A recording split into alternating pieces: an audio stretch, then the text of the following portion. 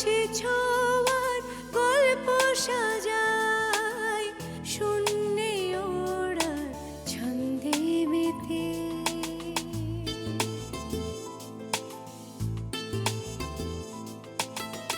আকাশে যে অসীমের ঠিকানায় সে যেন শুধু দৃশ্য সাজায় যত গল্প ধাঁধায় হাত বাড়ালে বুঝি কেউ নেই আকাশ ছোঁয়ার গল্প সাজায় শূন্যে ওড়া ছন্দে মেতে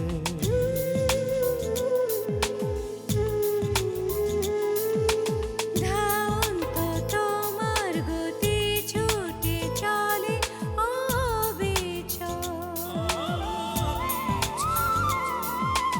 আমার আঙিনা প্রজাপতি চঞ্চল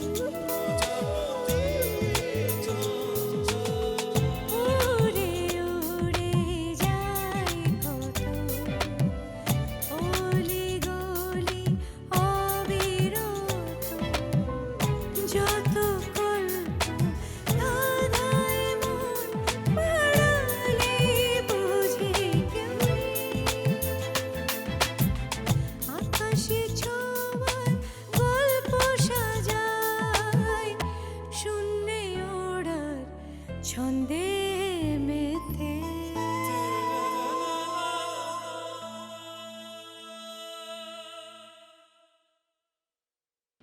এই তুই কি আমাকে ভয় দেখাচ্ছিস?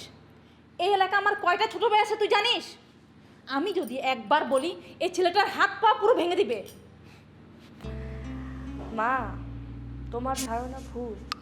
তুমি কি মনে করো তোমার মরা মাস্তান ছোট ভাই আর তোমার জন্য তোমার এলাকার ছোট ভাইরা তোমাকে সাহায্য করে? ভুল। ভুল? হ্যাঁ, তাহলে কিসের জন্য করে? আমার জন্য করে। তোমার ওই মাস্তান ছোট ভাইরাও আমার রূপের ফাঁদে আটকা পড়েছে তো। দেখবে যেদিন আমি অন্যজনকে বিয়ে করে চলে যাব তোমাকে আর পুছবেও না। তুই বললেই আর হলো তো। আচ্ছা ঠিক আছে, চলো একটা পরীক্ষা করি। তুমি গিয়ে তোমার মাস্তান ছোট ভাইদের বলো যে ছেলেটাকে মারতে, আর আমি গিয়ে মানা করি। দেখি কারটা শোনো। ঠিক আছে ঠিক আছে, ওসব পরীক্ষা নেওয়ার দরকার নেই। তাহলে এই বিষয়ে আর বাড়াবাড়ি করো না মা। তুইও তোর বেহায়াপনা বন্ধ কর।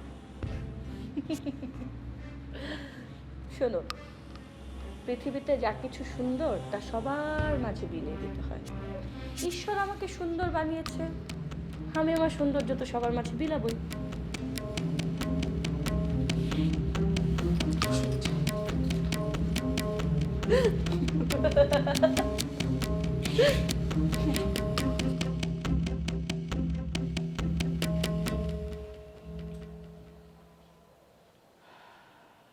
ঠাম্মা, এসব তুমি কি বলছো? জানিস, এতদিন ধর্মটাকে যতটুকু ভেতরে ভেতরে লালন করেছি তার চেয়ে বেশি করেছি বাইরে। নানা রকম আচার অনুষ্ঠান জাঁক জমক দিয়ে জীবনটাকে ভরে তুলেছি। আমি না জেনে শুনে বেদ পড়েছি, গীতা পড়েছি, কিন্তু এখন কি মনে হয় জানিস? মনে হয় এগুলো অন্তঃশাসনও ছিল না। আমি বুঝিনি ঠাম্মা। এই যেমন ধর, আমাদের বাপ ঠাকুরদা আমাদের শিখিয়েছে নানা রকম আচার অনুষ্ঠান করতে, নিয়ম কানুন মানিয়েছে, নরকের ভয় দেখিয়েছে, স্বর্গের লোভ দেখিয়েছে, কিন্তু কখনো শেখায়নি সহজ সুন্দরভাবে জীবনটাকে কি করে চালাতে হয়। কিছুটা হয়তো ছেলেরা শিখেছে, কিন্তু মেয়েদের বেলায় একদম কিছু শেখায়নি। ঠিকই বলছো, ওই ধর্ম আমাদের কোনো কিছুই শেখায়নি।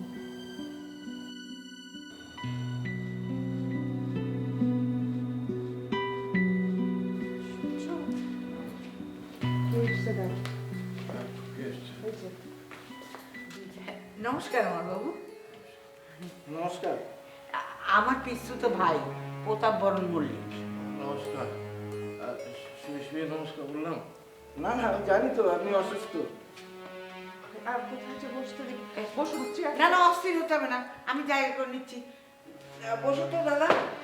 আচ্ছা, আমি দাদার পাশেই বসি, সমস্যা নেই তো? না না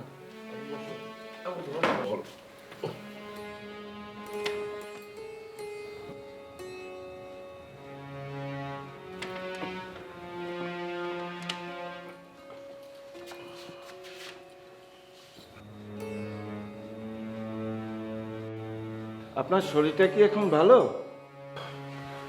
আগে ভালো, একটু দুর্বল।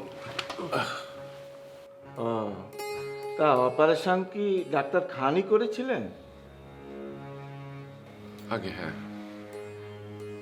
দিদি, বাড়ির বাকিরা কোথায়? ও ঘরে, দীপা? দীপাও ও ঘরে। ও দিদি, আমি আমার প্রতাপ দাদার সম্পর্কে কিছু বলি। অমরদা, আপনিও শোনেন। আমার প্রতাপ দা এই শহরে একজন বিশিষ্ট মানুষ। তুই যে কি শুরু করলি না? না দাদা, তেমন কিছু না। তুমি থামো তো। ওর দুটো মিল আছে, চালের, অটোমেটিক, আর গোডাউন সে তো বিশাল একটা। একজন পার্টনারের সঙ্গে 4টি ট্রাকের মালিক। এত কিছুর পরও ও আবার ভালো গান গায়। আমাদের শহরে শিল্পকলা একাডেমি যত প্রোগ্রাম হয় সেখান থেকে ওর ডাক আসে। ভালো ভালো, খুব ভালো, এ তো খুবই ভালো কথা। হ্যাঁ, আমি একটু চায়ের ব্যবস্থা করি। না না দিদি, আপনি বসুন তো, আগে পুরো কথাটা তো শুনুন। আমি প্রতাপদাকে নিয়ে এসেছি আসলে আপনাদের কাউকে কিছু না জানিয়ে আমি নিজেই কাজটা করে ফেলেছি। আসলে সব কিছু হুটহাট করে হয়ে গেল তো, তাই। আপনি এত সংকোচ করছেন কেন? বলুন না।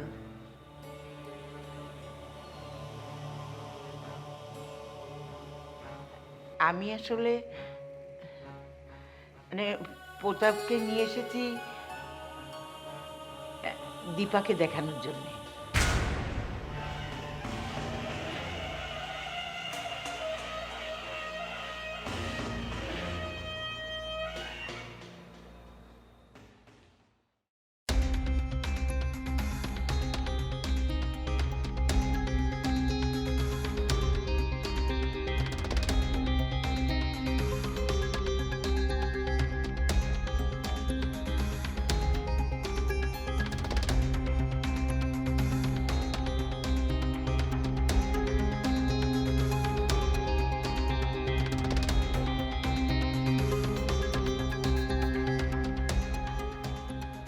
আচ্ছা বন্ধু, তুমি এখানে কি দেখছো? না কিছু না। তুমি কোথায় গিয়েছিলে? আমি কোথায় গিয়েছিলাম? আমি বাজারে গিয়েছিলাম। ও, দোকানে? কেন? আশ্চর্য, বাজারে মানুষ কেন যায়? মানুষ বাজারে কেন যায়? সদাই কিনতে। তা তুমি কেন গিয়েছিলে? তুমি কিন্তু একটু বোকা টাইপের আছো, বুঝছো? বাজারে গিয়েছিলাম কলা কিনতে, কলা কলা।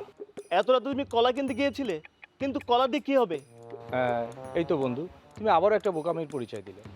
না, এটা তোমাকে বলা যাবে না, এটা সিক্রেট। সিক্রেট মানে? আশ্চর্য, তুমি সিক্রেট বুঝছো না? বললাম তো গোপন বলা যাবে না। কলা কেন গোপন থাক? এই এই এই এই কান্তু, কি করছো এটা? এই এই আরে ছোলা ছিলে খাও, ছোলা ছিলে। কান্ত, বেশি বেশি খাবে না কিন্তু, বলে দিচ্ছি। কলা খাওয়া যদি গোপনই থাকে তো গোপন ফলটা আমিই খাই। ও তাই না? গোপন ফলটা তুমি ভোগ করবে, ঠিক আছে, খাও খাও, তুমি আর সব খেয়ে ফেলো, খাও। এটা কি দেখেছো? ব্রাশ, দেখেছো কলা খাওয়ার পর কি করতে হয় জানো? ব্রাশ করতে হয়। বলো। আরে পরে বলবো। আরে চেয়ে দেখ না, সামনে সালা মালভোগ কলা আসছে। তাহলে এটা কি? আরে ওটা তো চিনি চাম্পা।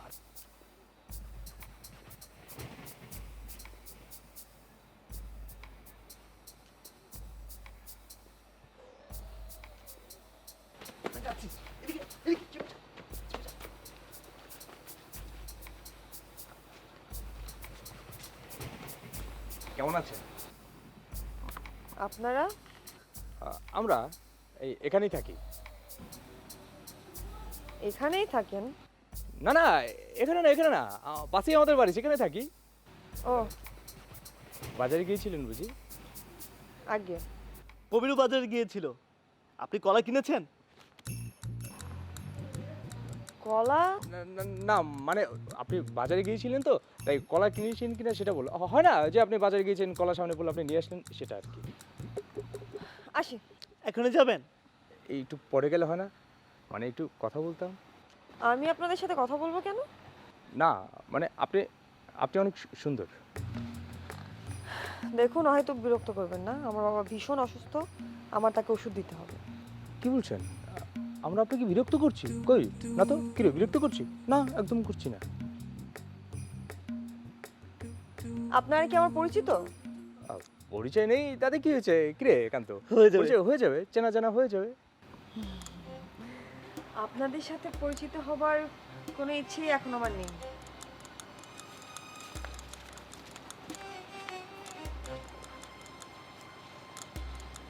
তাই না? দেখেছিস সাল কেমন হন হন করে চলে গেল।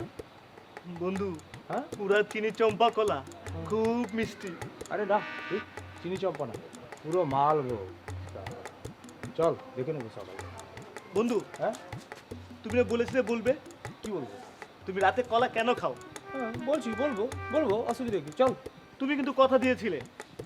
আরে বাবা, কথা দিয়েছিলাম যে বলবো, তার মানে তো এটা না যে আজকেই তোমাকে সে কথাটা আমাকে বলতে হবে, সেটা তো আমি বলিনি। হ্যাঁ, কথা একটা শুনলে আর তুমি সেটা না শুনলে তোমার মাথায় না। চলো। তুমি বলবে না? আরে বলছি তো বলবো, আসো।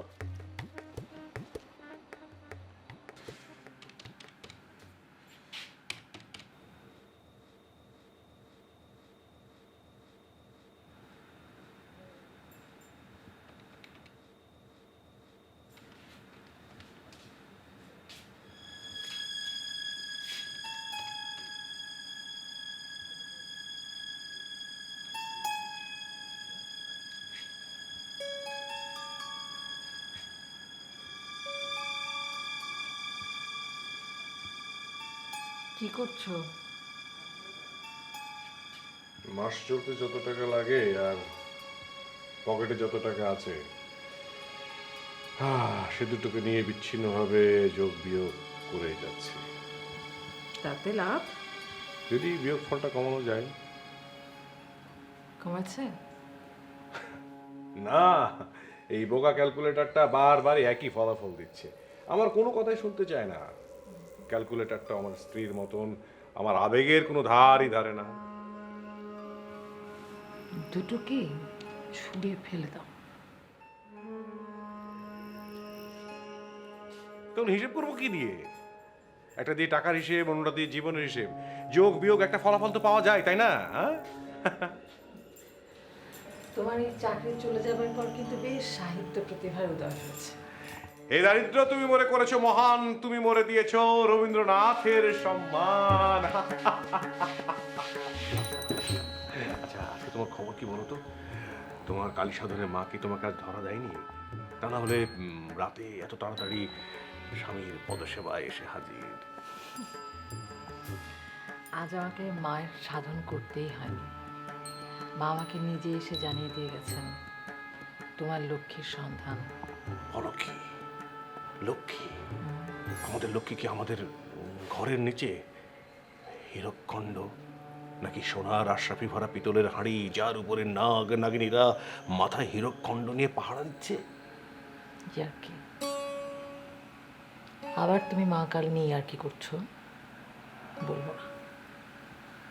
আচ্ছা, ইয়ার্কি করবো না। বলবো না আমি। বলো বলো।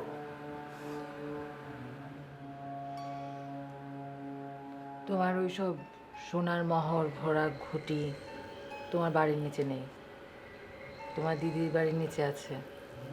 আর সেখানে তোমার ওই নাগিনী হয়ে পাহারা দিচ্ছে দীপা।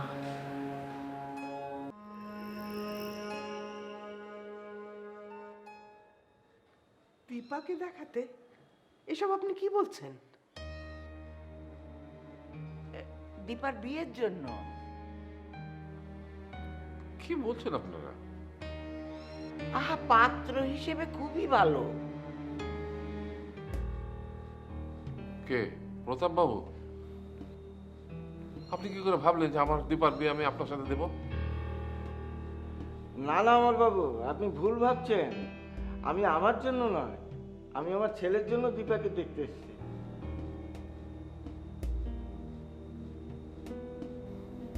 ও, আপনি মানে আপনি আমাদের কি মনে করেন অমর বাবু? মানে দীপার বিয়ের জন্য একটা বুড়ো গাধাকে ধরে আনবো?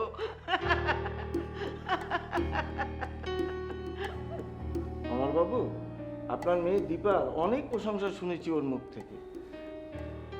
সুন্দরী, লেখাপড়া করছে, সবকিছু মিলিয়ে ও তো দীপার প্রশংসায় পঞ্চমুখ। এখন শুধু একবার দেখতে চাই।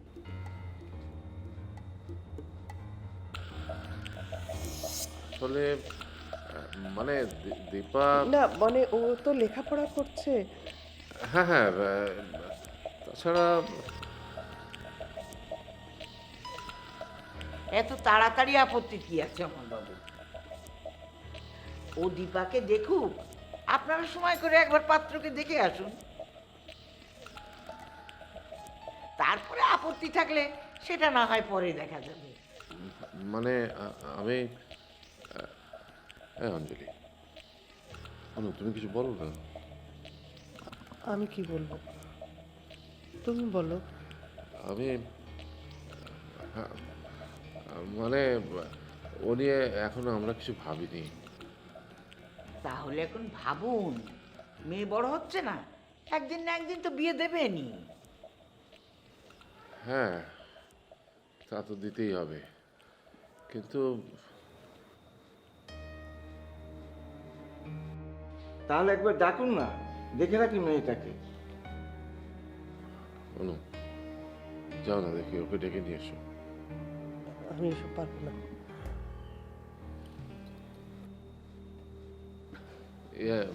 মানে আসলে হয়েছে কি, আমার অসুস্থতা নিয়ে বাড়ির সবাই খুব উদ্বিগ্ন।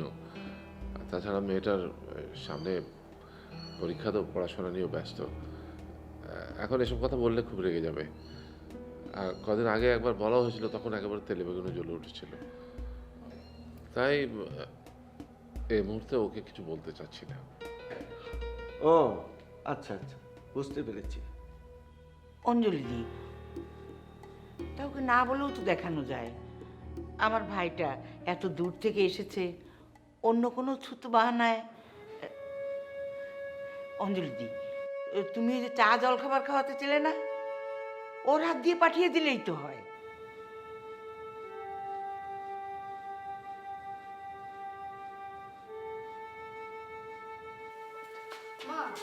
কি রে, এগুলো নিয়ে তুই? ঠাম্মা জোর করে পাঠিয়ে দিল। ও আমার বড় ছেলে টিটু।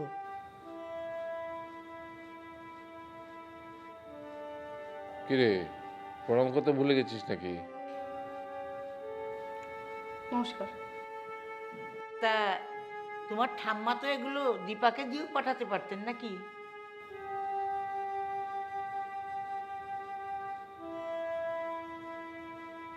থাক না, তুই এত অস্থির হচ্ছিস কেন? আরেকদিন না হয় দেখা যাবে। তাছাড়া যোগাযোগ করাবার হিসেবটা তো ভগবানের অন্য রকম। আজ বোধহয় টিটুকে দেখবার জন্যই উনি এখানে আমাকে পাঠিয়েছেন।